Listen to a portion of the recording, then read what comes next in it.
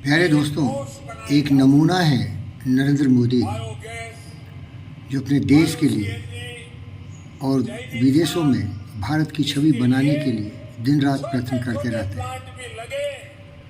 हमारे हिंदुस्तान में बहुत ऐसे महापुरुष हैं जो इंडस्ट्री में हैं, साइंटिफिक वर्ल्ड में हैं, पॉलिटिक्स में हैं।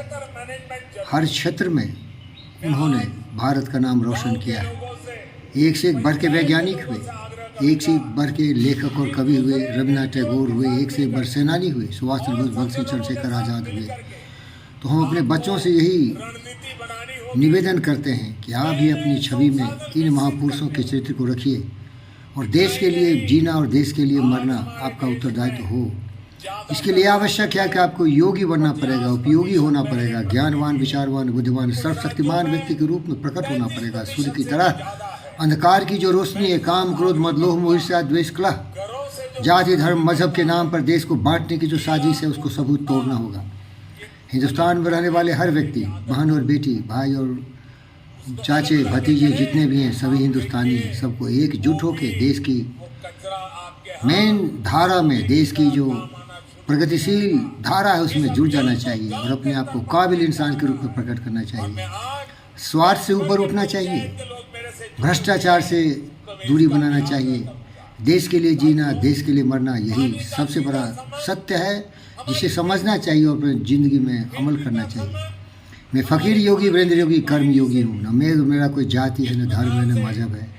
मैं लोगों के कल्याण के लिए, पशु पक्षी, जीव जंतु, सबों की भलाई के लिए आत्मसर्वहेतु की भावना से प्रेरित हुए वसुधैव कुटुंबकम की भावना से दिन रात कार्यरत रहता हूँ। मुझ में इतनी शक्ति नहीं कि मैं अशोकादि ग्रेट की तरह एक ऐसा अंपायर बनाऊं, ऐसा महान विश्व बनाऊं जहां की सभी खुशहाल हो, सर्वे भवन्तु सुखिनः, किसी को दुख नहीं हो, किसी को तकलीफ नहीं हो।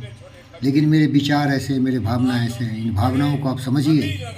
आप किसी भी जाति, धर्म, मजहब से हो, अगर हो सके तो इन बंधनों को तोड़ दो और केवल एक मनुष्य बनो। विचार लो कि मृत्यु हो, न मृत्यु से डरो कभी, मरो परंतु यो मरो की याद जो करे सभी। हुए नो सुमृत तो वृथा मरे, वृथा जिए, मरा वही वहीं जो जिया नाप के लिए। यही पशु प्रवृत्ति है कि आप ही चरे, वही मनुष्य है जो मनुष्य के लिए मरे।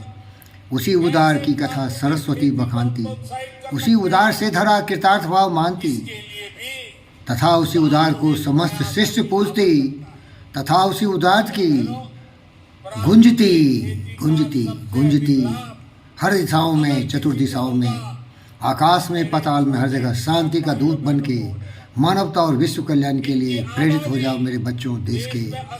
तभी तुम्हारा जीने का मतलब है, तभी तुम मनुष्य कोख में पैदा लिया है। अगर नफरत की राजनीति करते हो, अगर अज्ञानता के घनघोर अंधकार में तुम भटक गए हो, राहु केतु बन गए हो, तो काश तुम पैदा ही नहीं लिए होते। क्योंकि जब पैदा लिए होते एक इंसान बनो। जब पैदा लिए थे तो तुम्हारा कोई मजहब नहीं था, कोई धर्म नहीं था, कोई जाति नहीं था, तुम ऐसे ही पैदे लिए। लेकिन जब पैदा हुए तो जिस मजहब, छत्र, धाति में पैदा लिए उसके हो गए। तो वो तो बाहरी शक्ति थी जो तुम्हें कुछ पैगाम पहना दिया, मुखौटा लगा दिया।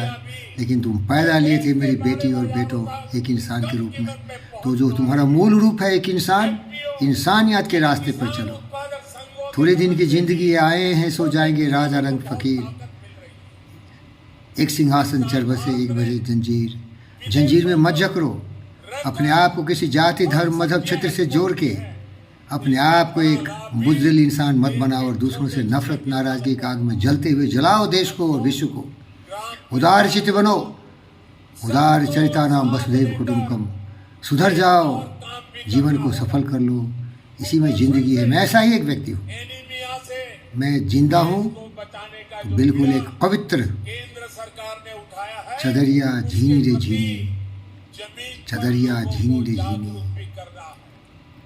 ऐसे और हो कि अमर बन जाओ। धन्यवाद।